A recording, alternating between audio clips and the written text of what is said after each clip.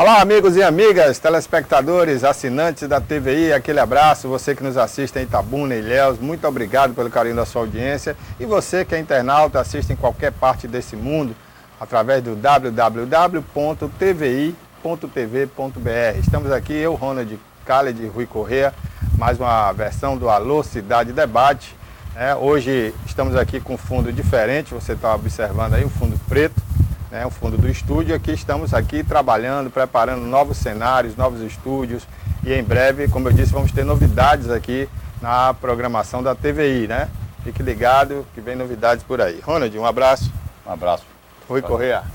Bom dia, boa tarde, boa noite. É isso aí. Vamos comentar aí os fatos que marcaram essa semana e que estão aí no decorrer dessa outra semana e que serão notícias. Começando aí, vamos começar por um assunto local, né? Já que temos aí algumas coisas acontecendo na política local. Essa semana tivemos aí um manifesto de alguns professores, né, com relação a salários atrasados, o primeiro evento do ano letivo que seria realizado, né, foi marcado aí por um tumulto, um protesto ali na Avenida ACM, a antiga JS Pinheiro.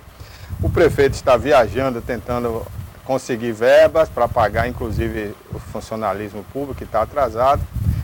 A cidade está praticamente parada porque não tem dinheiro, nem eu fui procurar saber por quê, né? Tem buracos na cidade, tem muita coisa acontecendo aí e não está sendo feito quase nada. E a versão da prefeitura é que não tem dinheiro nem para pôr combustível nos carros para trabalhar. Então, o asfalto, por exemplo, né? Está faltando matéria-prima, está faltando combustível para os carros irem para as ruas. E o que está sendo feito é o que se pode fazer sem combustível, né? Tem uma empresa fazendo aí a manutenção ali daquela avenida do bairro da Conceição. Se não me engano é Bionor Rebouça, não, é a... Félix Mendonça, não? Não, aquela que passa na Rádio Morena ali. Ah, certo. Estão fazendo a manutenção ali, tirando a roçagem. É a Roberto Santos, é a Roberto Santos, é isso mesmo. Então ali, eu passei lá ontem, eles estão trabalhando, fazendo a roçagem, limpando as calçadas e tal, e catando lixo. É esse trabalho que está sendo feito. E aí muita gente reclama, né? A população fica sem entender, está faltando comunicação na prefeitura de Itabuna com o público e as pessoas não sabem o porquê disso, né? E aí começam a indagar em rádio, algumas emissoras de rádio, em blogs, nas redes sociais, de que a prefeitura não está fazendo nada, está esburacada a cidade. E o Fernando chegou a declarar até em um blog aí que do jeito que está indo, em 15 anos, todas as prefeituras terão que parar, né? Acabar, porque as verbas hoje são carimbadas, são verbas que vêm de repasse, e quando esse repasse não vem, para tudo. Né? Eu acho que tem que. Esse é o grande problema do Brasil, né? Nós temos que fazer aqui uma reforma federativa, uma reforma fiscal e tributária, que realmente faça com que o dinheiro vá para o município. Porque nós vivemos hoje um sistema de coronelismo como vivimos no século passado, no começo do século. Né? Que o prefeito ele não pode nem ser independente. Haja vista a situação de Fernando Gomes, que teve que fazer o acordo com o diabo, fazer o acordo com o PT para tentar governar a cidade. Né? E a gente pergunta, cadê aí esse dinheiro? Né, que todo o esforço e o risco que Fernando está correndo não está justificando, porque eu não estou vendo a contrapartida do governo estadual. Não é verdade? Uma coisa também está acontecendo no governo estadual que não tem dinheiro para nada, por enquanto, né? Então a gente não vê nada acontecendo, as obras que foram prometidas, salários também sendo atrasados, pagamentos a fornecedores. Eu acho que dessa vez, essa jogada de mídia que eles tão bem sabem fazer, vai dar errado, porque das outras vezes tinha o dinheiro, né? Agora tinha o dinheiro, agora não tem o dinheiro. Então, aquele negócio de ficar na televisão dizendo, uma hora as pessoas percebem que aquilo não está acontecendo. Né? Você vê que aqui na região mesmo, eu acho que a ponte parou, a ponte de Ilhéus, dizem, né, que parou. Dizem que parou, não afirmo. A barragem eles estão fazendo ainda a parte de eletrificação, né? Mas aí não a duplicação, a famigerada duplicação em Itabuna e Ilhéus não começou ainda. E por aí vai. E essa duplicação, rapaz, não sei, mas eu continuo insistindo que talvez, já que demorou até agora, fosse melhor que alguém questionasse por que por outro lado, né? Porque eu como você, que é conhecedor da área, né? Eu sou apenas um curioso, Mas eu concordo com o seu argumento, vai se gastar muito mais fazendo essa duplicação pelo outro lado e vai ficar uma coisa meio complicada de gerir isso depois, né? O cara tá morando num certo ponto, aí ele precisa retornar, ele vai ter que ir a outro ponto, gastar muito mais combustível. Enfim, tá uma coisa assim, parecendo que é mal planejada antes de começar. Mas enfim, é uma coisa que se discutiu em algumas audiências aí que fizeram, públicas, mas não foram audiências assim muito divulgadas. Eu soube apenas de duas que aconteceram, uma no Salobrinho, uma no Banco da Vitória. Na oportunidade eu não pude ir, mas não sei se discutiu essas questões. Aqui em Itabuna, por exemplo, não houve uma ampla discussão sobre essas 4 pontes, sobre a sinalização, como é que ia ficar, né? Quem mora onde, vai aonde. Isso eu acho que isso é participação chapa branca. Isso foi inventado justamente para justificar que a lei manda que haja, né, plano diretor, vai ter que haver tantas reuniões e tal. Como ninguém liga para nada, eles juntam ali as pessoas, né, do staff e terminam para cumprir aquela tarefa, né? Mas quando a gente fala em participação, até eu falo a participação da oposição. Isso que eu estou achando a oposição de ACM Neto muito tímida, porque seria a hora de ACM Neto entrar na jogada e tentar fazer essa oposição, que seria uma verdadeira oposição, seria uma verdadeira participação popular, essa oposição, né? Eu entendo a participação popular com oposição. Mas é isso que a gente já comentou aqui, Rui, da semana passada, né? Que o que indica, o que parece, é que a ACM não é candidato, porque ele não se manifestou em momento algum como candidato, não trabalhou essa questão da oposição que o Ronald acaba de falar, né? Existem vários rumores aí, até a nível nacional, de que ele faria uma composição para uma chapa presidente da República. Mas a nível de Estado, eu nunca vi o ACM Neto no interior, falando de política, falando de governo. Qual é a sua opinião? Olha, eu recentemente tenho afirmado de que, na minha opinião, ele não será candidato. Por uma questão, eu acho que até de lógica política. Veja bem, a primeira, se ele for candidato, ele vai ter que desincompatibilizar. Então vai concorrer com o governador que vai ficar no cargo, com a máquina e com a caneta. Já é uma desvantagem. Uma outra, e essa aí eu acho que para a sobrevivência política dele é fundamental, é que se ele concorrer e perder, ele ficará 4 anos sem mandato, porque não poderá concorrer a prefeito de novo em 2020 e terá que esperar até 2022, certo? Então a lógica, no meu entender, a lógica política, embora ele bem avaliado em Salvador, né, o governo do estado, aí a gente verifica que eles têm um costume de fazer pesquisa, divulgar pesquisa, até agora não tem divulgado, que eu acho que é um sinal de que as coisas não andam bem lá para o lado do governo, mas por outro lado é uma incerteza, né? E depois tem um cenário nacional. Ó, o DEM passou o tempo todo apoiando o Temer, apoiou desde o primeiro momento. Agora, por uma questão da eleição de 2018, agora, em outubro, o que eles estão fazendo? Eles agora têm uma proposta de se afastar do governo, de deixar o governo. Então, imagine, como se em 6 meses eles conseguissem passar para a opinião pública que eles não fizeram parte do governo que está aí. Tá certo? Então, tem esses elementos outros que eu acho que vai contra o que o ACM Neto está avaliando. Hoje, por exemplo, eu vi notícias já na mídia que o candidato seria Bruno Reis. Ó, Bruno é vice-prefeito de Salvador, não tem absolutamente nada a perder, só tem a ganhar, porque vai ter seu nome em exposição, uma figura que a gente nunca viu falar, né?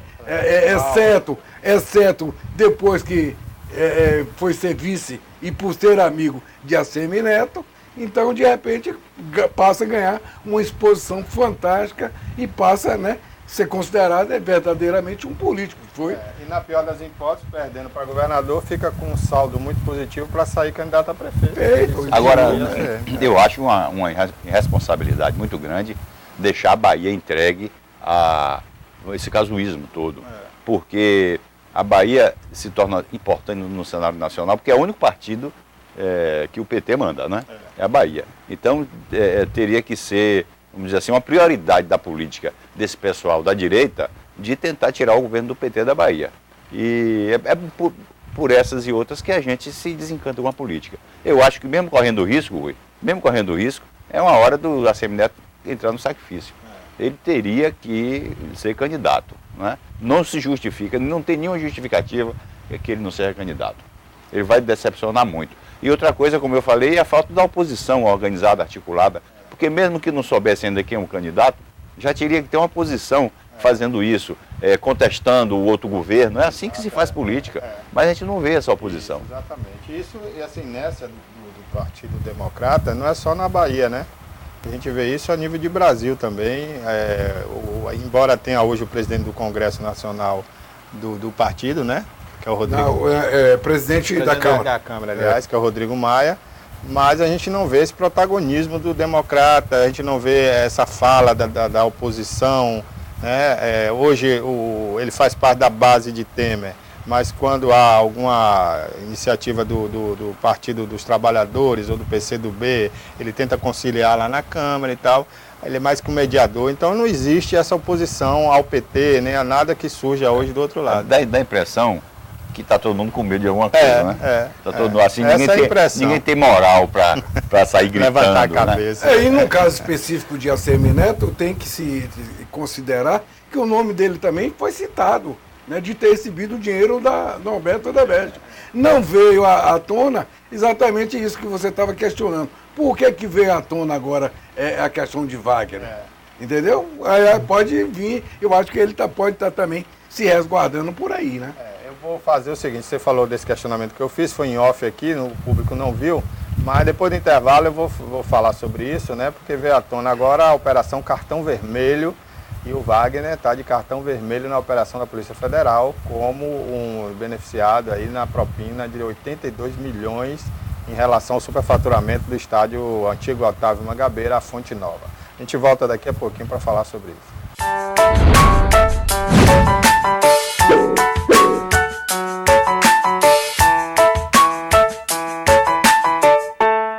Olá, amigos e amigas, mais um bloco aqui do programa Alô Cidade Debate. E você que ligou agora, está desavisado, né? Nós estamos com um cenário improvisado aqui, na verdade é sem cenário, estamos sem cenário. Né? Tem essa categoria aí para a gente criar no Brasil, os sem cenários, né?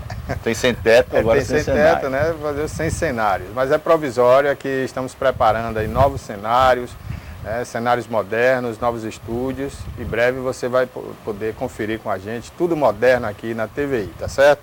É por isso, né? Não dá para trabalhar, não dá para parar tudo para trabalhar. Então tem que trabalhar enquanto a gente trabalha aqui também. Tudo paralelo. Bom, o Rui citou aqui há pouco um comentário que fizemos aqui em off sobre a questão do cartão vermelho, que é a operação da Polícia Federal em relação ao estádio Otávio Mangabeira, a Fonte Nova, a nova Fonte Nova, né, que tem um faturamento aí, o superfaturamento. E eu comentava o seguinte, esse estádio está entre os dois mais baratos de todos os estádios construídos no Brasil.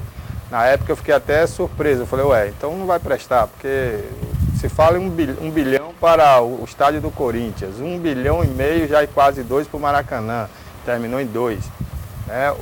E outros estádios particulares, como o de Porto Alegre, outros também acima de 1 milhão. E por que a Fonte Nova, 650 milhões só, né?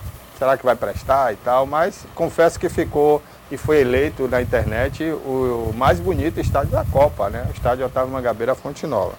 E agora surge a denúncia de superfaturamento. Só que aí a Polícia Federal denuncia um superfaturamento de 450 milhões. Ora, se o estádio custou 650, fica uma coisa equivocada aí, né? Uma contradição. Como é que tem 450 milhões de faturamento? Aí superfaturamento. Aí o Ronald explica isso aqui. Porque esse superfaturamento de 450 no estádio que custou 650. Não podia custar 200 um estádio daquele também, né, Rui? Porque é o tipo de negócio. A gente estava conversando, sempre a gente conversa isso com o Rui, vamos dizer assim, a tendência de espetacularização dos procuradores, né? Da PGR.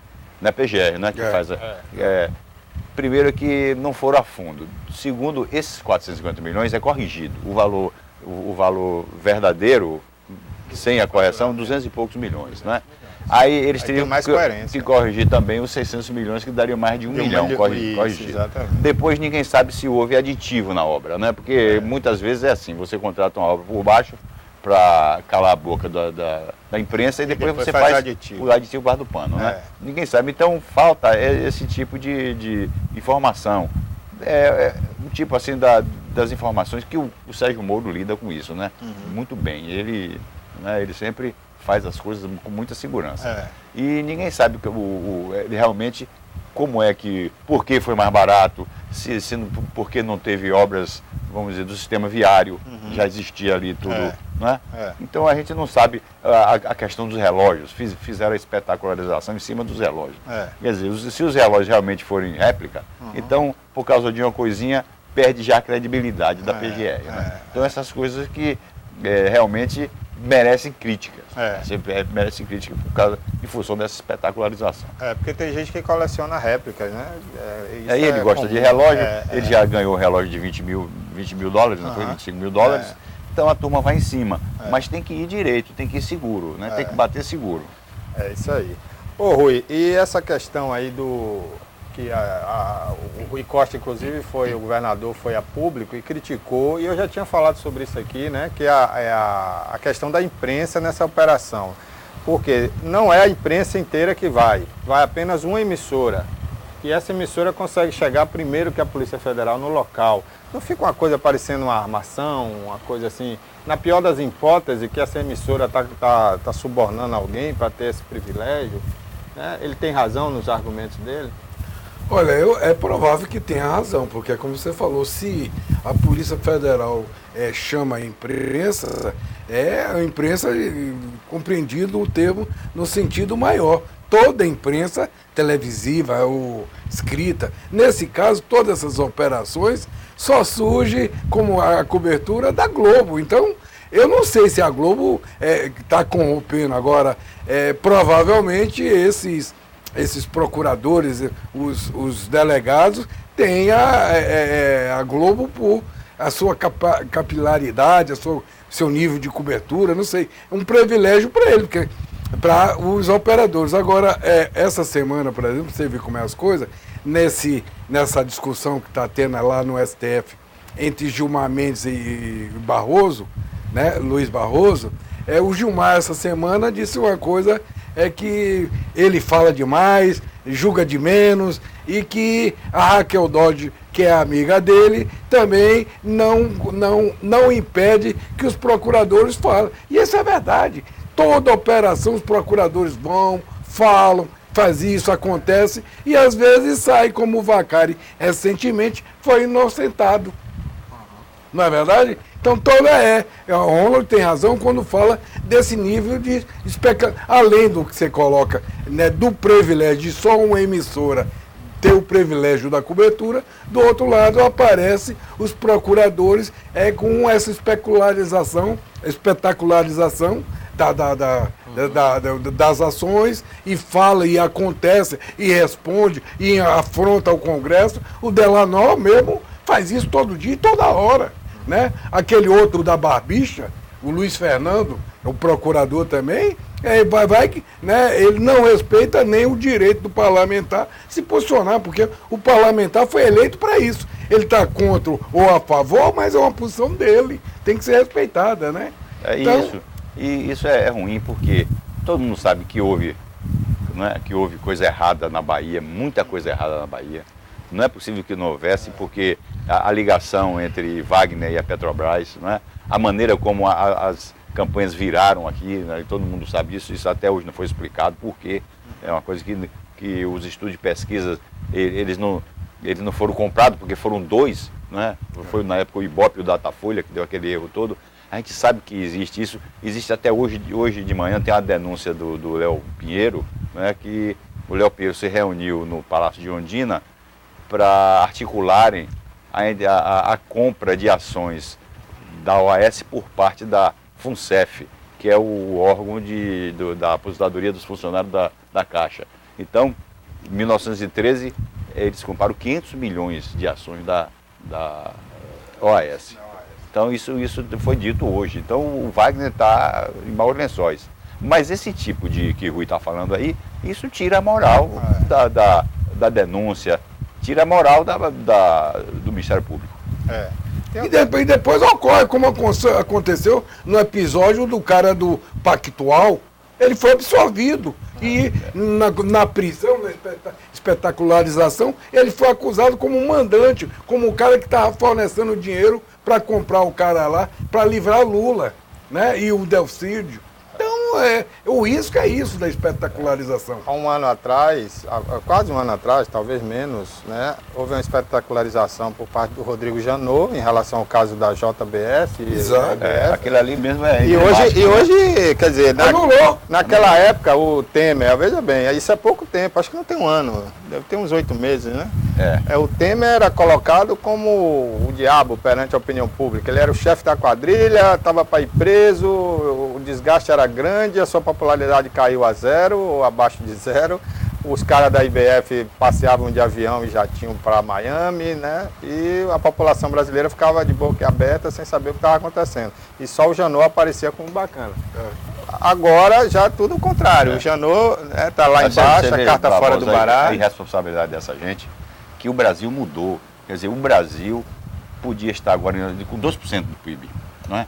Não foi por causa, porque a economia está funcionando, né? A equipe econômica está funcionando em função daquela denúncia feita de uma maneira atabalhoada. Eu não quero dizer com isso que a gente tem que deixar ladrão no poder nome de uma estabilidade econômica. Mas como foi feito, né? É o problema. Dois bandidos que iam se aproveitar disso, como nunca, eu acho que na história do mundo, alguém ia ter uma regalia daquela, né? Então, há bilhões do governo BNDES, né? Então, há bilhões ser perdoado, ir para Miami de jatinho, é uma coisa... Um jatinho de 48 milhões de dólares.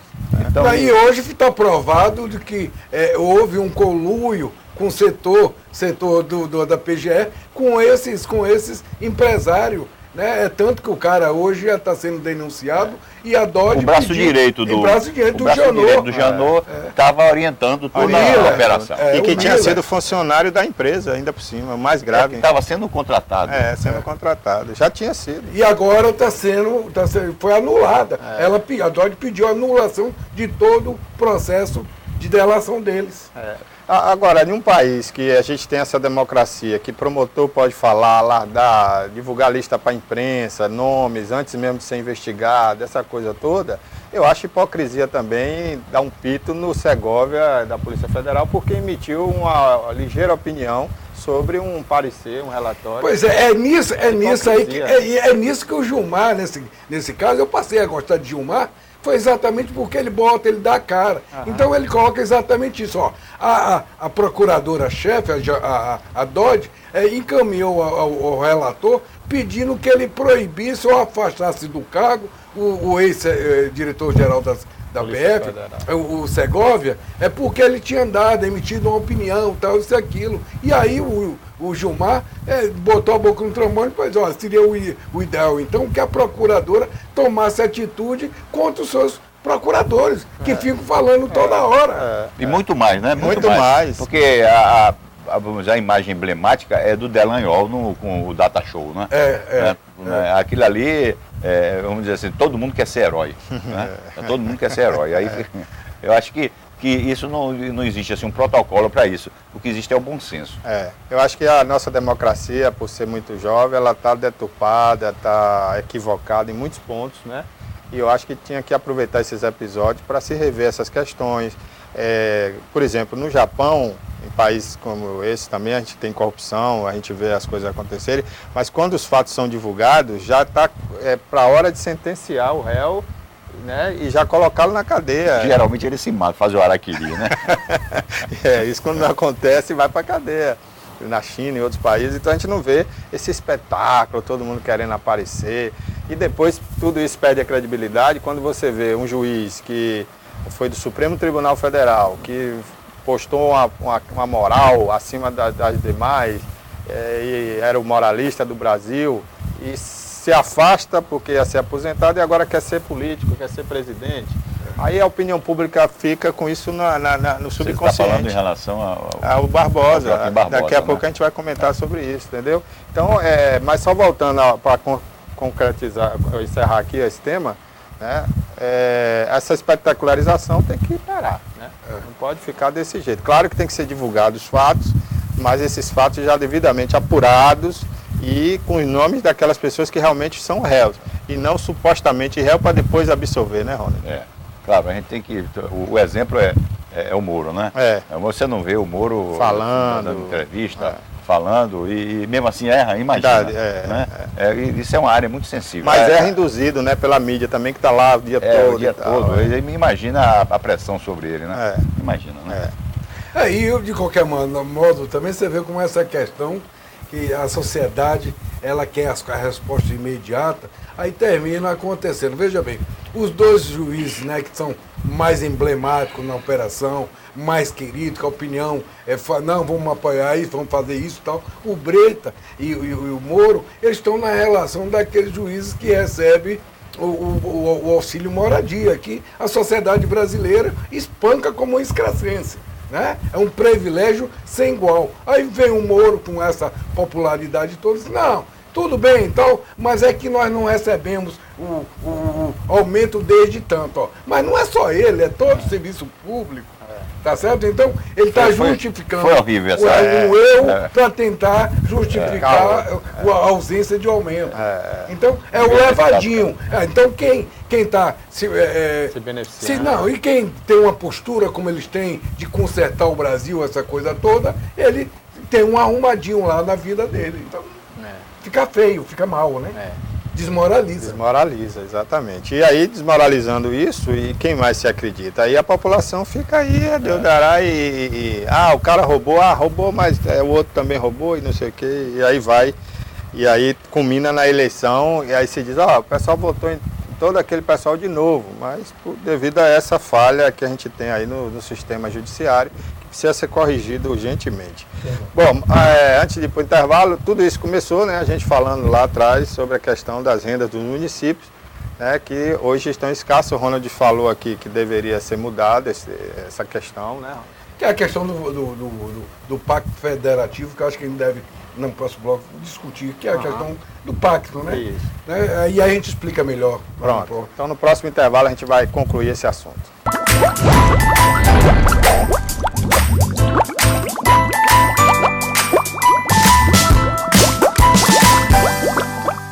Já estamos no terceiro bloco do Alô Cidade Debate. Um abraço para você que nos acompanha aí, principalmente nas sextas-feiras à noite ou no sábado, final de semana. Mas se você perder um desses programas, você pode olhar aí no site tvi.tv.br e ver o horário no botão lá, programação. Você tem todos os horários que esse programa vai ser reprisado, hein? Preste atenção e fica atento com a gente aí. E um abraço a você, internauta, e você, assinante. Nós estamos aqui hoje sem cenários, porque os novos cenários estão sendo construídos. E em breve a gente vai anunciar aqui mudanças na programação da TVI, tá certo? Bem, Rui deixou um assunto em pauta aqui para abordarmos agora, já que foi o tema que puxou todo esse comentário aqui, né, que acabou na questão jurídica aqui do Brasil, mas a gente começou falando sobre a questão mesmo dos municípios hoje quase falidos. Exatamente. Mas a gente começou conversando sobre Itabuna. No caso de Itabuna especificamente, aqui no programa, por diversas vezes, antes até de Fernando assumir, eu e o Ronald, a gente dizia que para ele fazer uma bela administração, ele teria que fazer uma reestruturação administrativa. A máquina estava inchada e teria que diminuir o volume de pessoas. Isso inicialmente não foi feito, naquele momento ainda tinha uma reservazinha, foi tudo caminhando e tal, até o mês de outubro, novembro, quando começou as dificuldades do município, por conta exatamente da queda de receita, né? Por conta da recessão do país, a queda de receitas constitucionais, e aí veio essa questão da dificuldade que até agora o município experimenta. Mas aliada a isso, Ronald, tem a outra questão, que é a questão que a União repassa dinheiro, constrói PSF, bota lá polícia comunitária, né? Vem com equipamento, vem com com o prédio, o equipamento, mas não vem, não repassa o dinheiro para que você possa contratar os profissionais. Isso aí fica por conta dos municípios. No caso de Itabuna, Ilhéus, Salvador, os grandes municípios, ainda é possível você dar um jeitinho nisso, porque tem receita própria, tem o ITBI, tem o IPTU, e nos pequenos municípios. Aí ficam,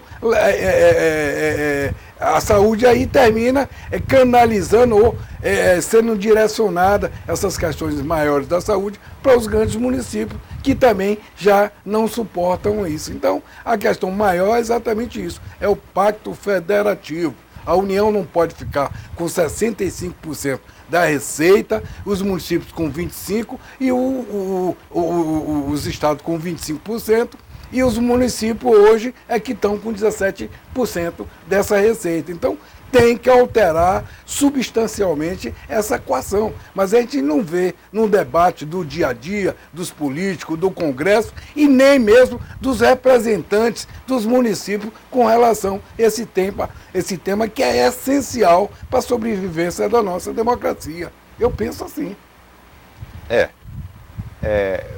O debate econômico sempre é o mais, vamos dizer assim, exerce uma atração muito grande nos políticos. Mas o debate, não tem mais nada para discutir de economia. A economia tem que ser aquela economia ortodoxa mesmo, tem que controlar os gastos, e a discussão tem que ser essa, de fundo, né? Porque a gente vive ainda sob o regime do padre Feijó, do coronelismo.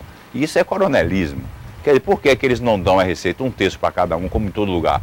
É porque eles têm que ter esse poder sobre o prefeito, o governador sobre o prefeito, o presidente sobre o governador. E o Brasil é assim. As pessoas não podem ser independentes aqui no Brasil por conta disso. Até a gente, às vezes, aqui indica um livro para ler, né? Vocês deviam ler o livro do Alex de Tocqueville, A Democracia Americana. Foi escrito no século retrasado, século XIX. É para ver como é nos Estados Unidos, como é o orgulho do município, do condado, de ser dono do seu próprio destino, né? Aqui, essas verbas carimbadas, ninguém faz nada, né? Porque a saúde não funciona, a educação não funciona, a segurança não funciona, porque é tudo carimbado. O que é que o prefeito tem a fazer?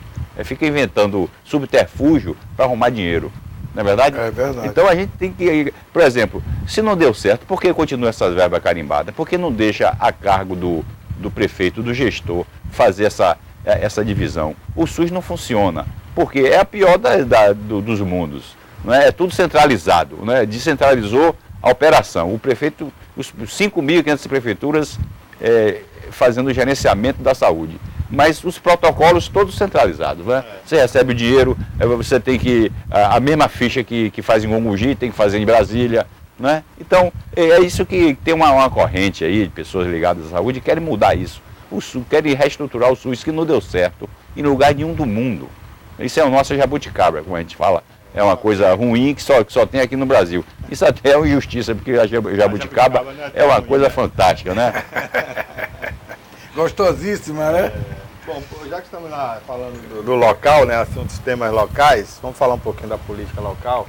Tem muita gente se ensaiando aí para ser candidato a deputado federal, deputado estadual, né? Querendo botar a cara de fora, e isso é louvável, gente nova na política. Tem o Rafael Moreira, que já está espalhando os outdoors aí do seu aniversário, né? Uma maneira de se divulgar. E ele saiu do PSB, que foi seu partido também, né, Rui? É verdade. Ele nem esquentou a cadeira, né? E já saiu.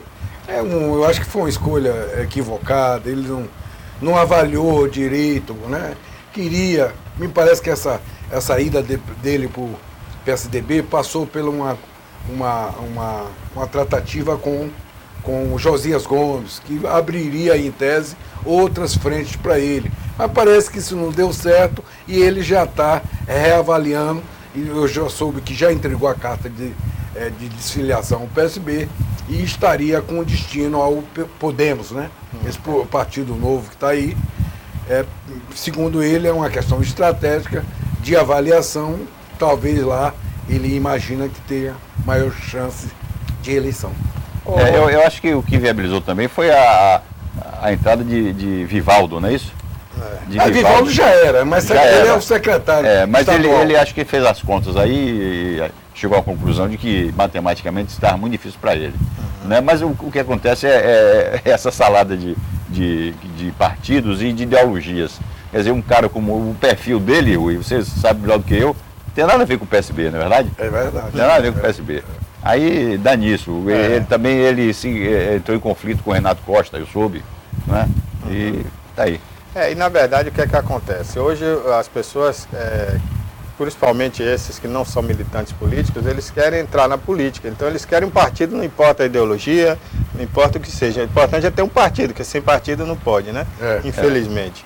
Então fica essa loucura aí. E dos candidatos que apareceram aí, dos pré-candidatos, né? Que estão aparecendo aí, hoje nós temos o Rafael, tem o Samuca, né? Tem o do PCdoB, o Jairo, Jairo? É Jairo, é o vereador Jairo. Que agora quer que o Aldenes o apoie, porque na outra eleição ele apoiou o Aldenes e não... Tem o Davidson, tem o Davidson que vai continuar Josias, candidato, né? Tem o Josias Gomes, né? Josias Gomes, do PT. Tem, não sei se o Geraldo sai ou não sai, né? Talvez ele não queira passar o constrangimento, sair tem uma baixíssima votação. Mas eu acho que o Josias Gomes saindo, ele deve apoiar o Josias, né? Eu acho que a característica dessa eleição vamos dizer assim, é o ocaso dos políticos, né, dos antigos, quer dizer, os políticos que vinham, né, esse tempo todo atuando. A gente não vê mais falar do Azevedo, né, o Vani sumiu, o Meteoro, né? O Vani não quer mais, segundo ele. O Vani acho que é pastor numa cidadezinha do Venceslau também né? Se escondeu, não quer mais. O PCdoB também só ficou Davidson. Quem é mais? Geraldo Simões, né? Tá trocando a política por um cargo no governo do Estado. Então, e a gente não vê renovação. A renovação que tinha aí, que surgiu, foi o Mangabeira. Mas o Mangabeira, após a eleição, ele não soube articular muito bem. Agora, Ronald, e uma outra coisa, na minha ótica, todas essas candidaturas novas aí, na verdade, não são candidaturas, né, evidentemente que pode até acontecer, mas na minha visão, não são candidaturas assim competitivas. Na verdade, o que eles querem e eles pensam é 2020. Ora, desse quadro que está aí, Vivaldo, por ser secretário, por já ter sido presidente da CA, que é uma empresa baiana com grande visibilidade, e ele ampliou o seu norte, ele é amigo de Wagner, aliás, Wagner gosta muito dele, a dobradinha dele como deputado estadual vai ser também com Lites em muitos municípios da Bahia. Eu acho que ele pode ter um potencialzinho maior, mas ainda assim eu acho que o Vivaldo visualiza 2020 em Ilhéus, que é o sonho dele. Assim como a Samuca, ser prefeito de Ilhéus, assim como aqui em Itabuna, é o sonho de Samuca, é o sonho de Rafael. Eles querem ser candidato agora. Tudo isso pode vir a acontecer se eles tiverem uma boa, mesmo sem se eleger, mas que eles possam ter uma boa votação. Porque, no caso, se, por exemplo, Rafael ter 1.500, 2.000 votos em Itabuna, isso aí não dá a ele nenhuma chance de ser candidato em 2020. A gente já viu isso. Isso aqui aconteceu, de certa maneira, com Edson. Edson foi candidato a prefeito de Itabuna, teve 1.500 votos. O vereador dele da chapa teve 2.600, quase que o dobro. Então, tem um risco disso. Essas questões da política, não basta você querer, eu quero ser candidato. Você tem que ser candidato de alguma coisa, de algum segmento, de alguma ideia, porque ser candidato por ser candidato pode acontecer esse naufrágio. A gente não pode esquecer também que existe uma chance, embora não esteja assim muito claro, do Eric Júnior também, né, que seria uma boa também. Um nome assim no meio desses empresários de Samuca, seria uma renovação muito boa em Itabuna. E o Eric é um gente rapaz boa, ativo, entendeu? Que já tem, né, mostrando aí na Santa Casa. Competente, está num cargo muito importante, né? Então a gente precisa aguardar isso, ver o que é que Eric tem aí para agora o Eric, né? precisa, assim, se ele quer realmente ser um pré-candidato, um candidato, ele precisa saber aproveitar isso aí que ele está tendo, porque ele está num cargo importante, mas não aparece para a população. Ele não. Mas ele tá se movimentando bem, e eu acho que isso aí é correto, estrategicamente, porque para ele está sendo. Ele chegou agora, né? E ele aí começa a ter visibilidade no plano político. Eu acho que ele está querendo apresentar resultados, né? No plano político, ele está abrindo porta e ele está sendo reconhecido. Então, nesse sentido, eu acho que ele pode ter muito mais chance em 20, certo? Como um potencial candidato e angariar apoio, do que aqueles que estão se lançando sem ter uma base efetiva. Mas eu não digo nem que ele se lançasse agora, entendeu, Rui? Mas, por exemplo, uma questão polêmica como essa que nós temos aqui agora, quando o governador tira da Santa Casa um serviço essencial para a população de Itabuna. Era para ele estar mais na mídia, reivindicando isso, criticando essa ação, não se omitindo, entendeu? Porque quando ele critica, é claro que o governador do estado vai ficar um pouco arranhado, estremecido, dependendo da crítica, mas a opinião pública vai ficar a favor. Mas eu vou fazer aqui só uma observação. A gente estava falando aqui da reforma do Pacto Federativo, né? Todo mundo é dependente da verba. Se ele abrir uma guerra... Não, mas não é guerra, sim, entendeu? Mas aí tem que ser tudo ou nada. Mas porque, por exemplo, eu acho que estrategicamente eles não mexeram muito. Você vê que até os médicos que fizeram aquelas gravações alertando voltaram atrás. E eu soube que foi por pressão. Mas eu acho que está errado, sabe por quê, Ronaldo? Aí ele que é um gestor de algo importante, ele pode estar preservando também. Mas essa preservação não pode ser demais. Eu vou lhe dar um exemplo. Se teme mais o corajoso, o que vai para cima, do que o que se esconde, o covarde. Então, por exemplo, não estou dizendo que ele é covarde, né? Só fazendo aqui uma comparação, uma analogia. Você vai hoje, comparando, hoje você pega um histórico aí de todos os presidentes que passaram pelo Brasil, governadores, prefeitos, os mais conhecidos, mais próximos, e pode observar que no quadro dele, eles chamaram primeiro os inimigos, aqueles que o incomodavam mais, entendeu? Infelizmente é assim, o mundo respeita quem se impõe. Eu faço isso aqui outra analogia, né? Colocando agora a questão dos animais. Se você vai passando na rua e um cachorro late muito, você não tem muito medo, mas se ele fica rosnando e chegando perto de você, você tem medo. Isso é uma tese maquiavélica, né? Mas funciona, no Brasil funciona. Que é uma responsabilidade muito grande estar à frente da Santa Casa. A Santa Casa, sem a Santa Casa, imagina, né? E eu acho que ele preserva também, ele tem essa obrigação também de não complicar as coisas, né? Eu tenho a impressão que ele está querendo ajustar, eu acharia sensacional se ele conseguisse ajustar a Santa Casa, porque aí sim o credencia qualquer coisa, né? Que a Santa Casa, vamos dizer assim, a Prefeitura e a Santa Casa são os dois órgãos mais importantes da cidade de Itabuna. Né? Eu estou vendo ele com bastante mobilidade, seja em Brasília. Recentemente mesmo, eu esteve lá em Brasília, parece que conseguiu emenda lá com o Benito, 500 mil, né? Esse contato que ele tem com o Salvador, com o vice-governador, eu acho que ele está dando uma boa visibilidade. Então, mas ele está, isso aí entre... Como gestor, eu acho que ele está... Agora, as pessoas com quem ele convive, eu acho que ele tinha que estar publicamente sempre expondo isso, o que ele está conseguindo para a Santa Casa, de que forma ele conseguiu, as reivindicações. Eu acho que é interessante, entendeu? Digo assim, não só para a Santa Casa, nem para a população, mas para ele próprio, se ele tem algum pensamento futuro, ele está ali sendo conhecido na mídia, né? Ele tem espaço em todos os veículos aí para justamente colocar isso. Agora, mas aí eu acho que é mais a questão sobre a perda da cardiologia e da neurologia, é um problema grave.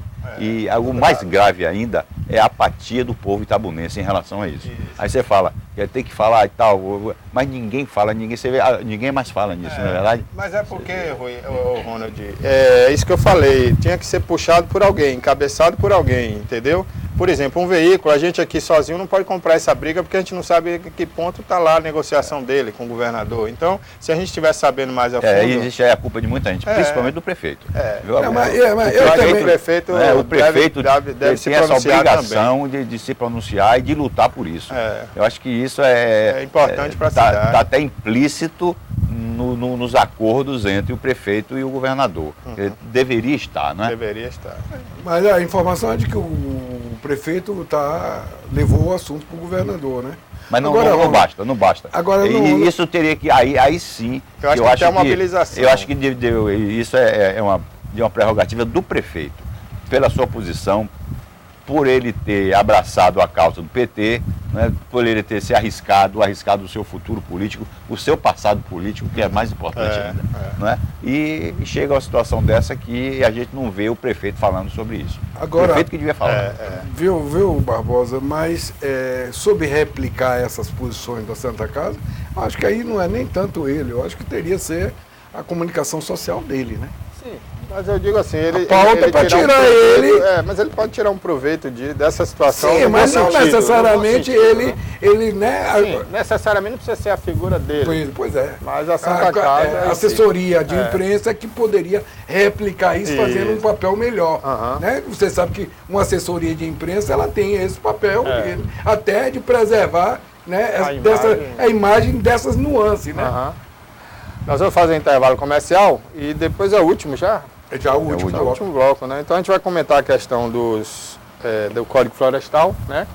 Vamos falar do Código Florestal, vamos falar da política nacional, vamos falar aí do Lula, vamos falar do Gabeira, que está aqui em pauta também para falar, e do Ciro, Arthur Vigílio, Joaquim Barbosa e Aldo Rabelo. A gente fala já já.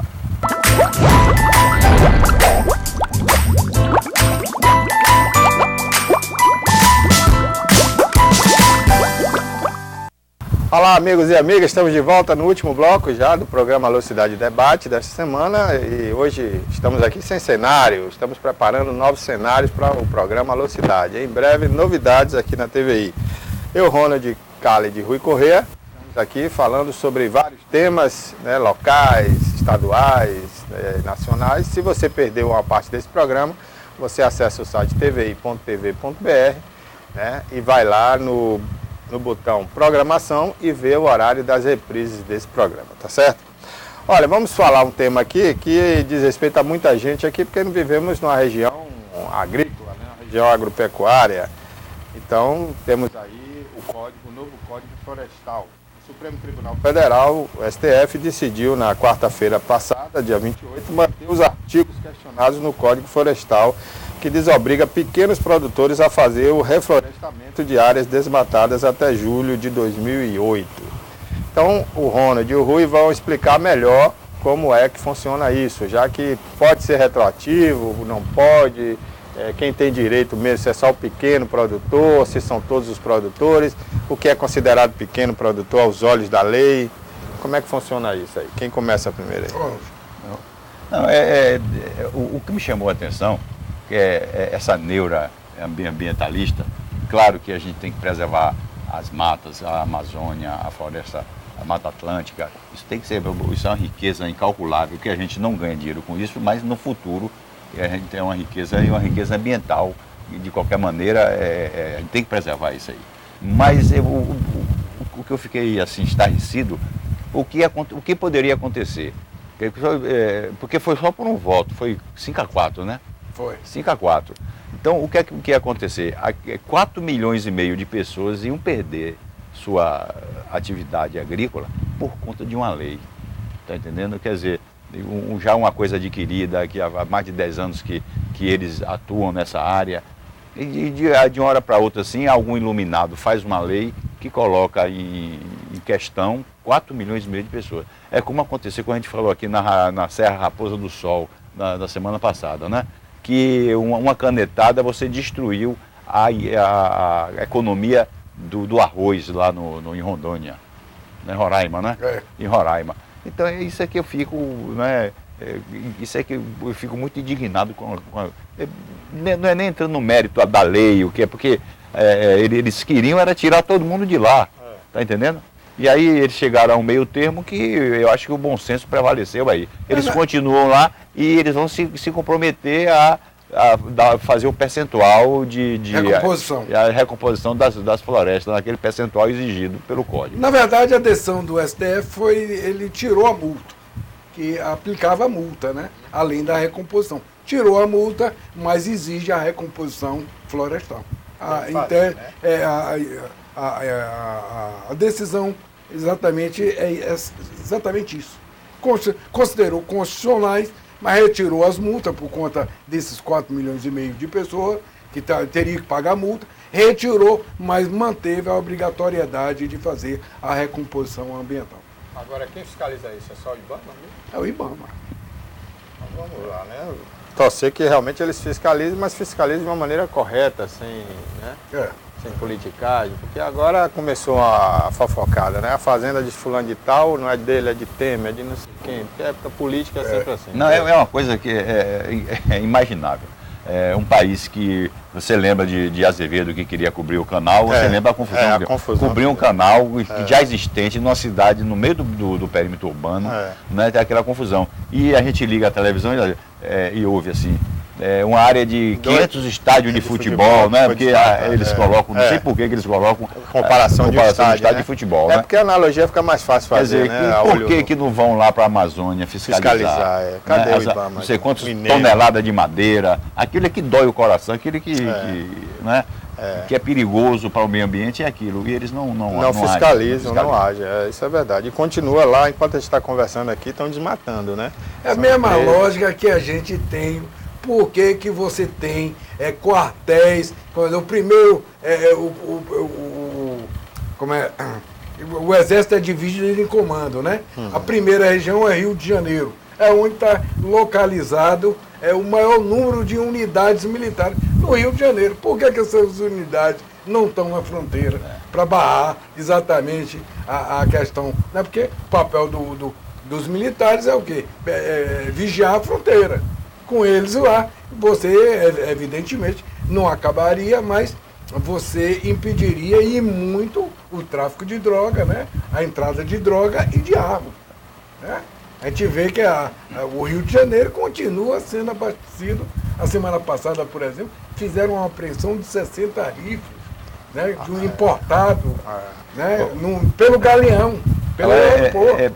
Entrando aí nessa área da intervenção militar, né? Porque aí você vê que o Gabeira ele fez um artigo no Globo, eu nem consegui ler porque eu li algumas fases, algumas partes no antagonista, né? Eu sou fã do Gabeira, eu acho uma pessoa que tá aí, era o candidato a presidente dos meus sonhos, a Fernando Gabeira, né? Um cara que tem moral para tudo, né? E o único que tem moral assim para rechaçar a esquerda, porque ele foi lá, foi terrorista, foi sequestrador. Então ele faz um artigo fantástico. E foi elogiado por general Vilas Boas, né? Colocando em evidência toda essa manipulação que a esquerda faz em relação ao Exército Brasileiro. Então ele faz assim uma comparação que a esquerda está trazendo aquele exército da década de 70 para cá, para hoje. E ele elogia que esteja tantos órgãos para fiscalizar o exército, mas que não tem um órgão para ajudar o exército. Ninguém se compromete a ajudar o exército. A esquerda, a crítica é porque está utilizando o exército. O exército, justamente. É como o exército fosse um bando de torturadores. Né? Agora, Ronda, é interessante isso, porque todo mundo também esperava no primeiro momento o exército tomando favela, fazendo o que a gente critica tanto aqui, que é a questão da espetacularização. Você vê, mas o general Braga Neto, você vê, ele, no primeiro dia dele, a primeira declaração, ele disse que não tinha nenhuma declaração a dar à imprensa. Por quê? Primeiro porque os militares foram pegos de surpresa, não tinha planejamento. Então, à medida, né, de que eles foram nomeados interventores, eles aí querem fazer o planejamento e não estão fazendo nada, estão fazendo ações de inteligência tal, e não acham que, como ele disse, a questão lá não é matar, não é fazer, é organizar os serviços de segurança. A polícia, a militar e civil é o centro da bandidagem no Rio de Janeiro. Rui, só aquela determinação de trocar os delegados, não, os chefes os comandantes do batalhão? Os comandantes do batalhão, por coronéis, generais, né? Aquilo ali, você vê que aquilo ali já representa metade do problema. Exatamente. Né? Metade do problema. Mas estão fazendo isso de forma comedida, entendeu? Sem chamar atenção, né? Estão fazendo gabinete de situação e estão fazendo ações localizadas, mas sem chamar, né? Porque no primeiro momento, por exemplo, quando se fez aquela operação lá atrás, que se instaurou as polícias comunitárias, né? Foi a Globo em primeiro plano, né? Aquele oba-oba que terminou dando em nada. Então, eu estou gostando muito dessa ação do Exército, né? das autoridades, né? Interventoras, no sentido que as coisas estão sendo feitas de forma planejada, sem espetáculo, que eu acho que aí vai dar resultado. Agora, um detalhe aí sobre essa questão, né, é que o pessoal fica procurando chifre em cabeça de cavalo, né? A operação do Exército foi para cadastrar todos os moradores, com fotografia e tudo mais. Aí entrou a OAB, entrou todo mundo que é contra. É uma hipocrisia. Aí o Raul Jungmann deu uma entrevista, e eu acho que ele foi muito feliz, embora alguns críticos aí de plantão, jornalistas de São Paulo, criticaram. Que ele falou a verdade, olha, ele generalizou, mas dentro dessa generalização, claro que a gente tem as ressalvas, mas muito poucas. A classe média do Rio de dia grita por socorro e de noite fuma maconha, cheira cocaína, crack. Ele que financia a violência do Rio. É verdade, né? É verdade. Precisa cheirar menos, que ele até falou, né? Precisa cheirar menos. Precisa cheirar menos. Agora aí falar em Raul Jungmann, aí, Rui. Se o governo Temer der certo, é um grande candidato a presidente da República, o Raul Jungmann. E eu acho que isso ele quer, né? Quer dizer, já você vê que como é a política, de repente surge um nome que ninguém esperava. Não estava no imaginário de ninguém. E se dependendo da ação dele nesse trabalho, ele pode crescer muito. E não vai ser um candidato, mas pode ser um bom cabo eleitoral. Bom cabo eleitoral, porque para ele fazer isso, ele teria que se desincompatibilizar no dia 6. Então não tem prazo. E ele assumiu agora a secretaria, nova secretaria, né? E vai trabalhar com todos os estados. Eu acho que isso mas provavelmente será candidato em 22 a governador de Pernambuco. Ele ganha notabilidade. Notabilidade, né? Notabilidade. Vamos encerrando aqui o programa, né? Com a frase aqui interessante, que eu queria um comentário rápido para encerrar, de Ronald e de Rui. Os lulistas vão ter de engolir a fotografia de Temer e arrotar sentimentalismo. Isso quer dizer, Ronald? Isso aí foi por conta do elogio que Lula fez a Temer. Você vê que homem danado esse Lula, né?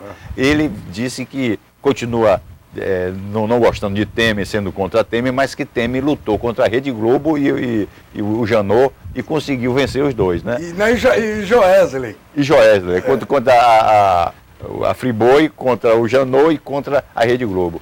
E que ele foi eficiente e foi corajoso. E desmontou o golpe. Você... Essa, para encerrar, foi boa, né? Só essa é a do Kim Jong, que agora diz que quer conversar tete a tete com o governo americano. Não quer que fique mandando recado. Bom, por hoje é só. Um abraço, Rui. E até a próxima semana. Um abraço, Ronald. Até a próxima semana. Talvez ainda sem cenário, hein? A gente está preparando uma coisa boa aqui para o programa. Um abraço e até lá.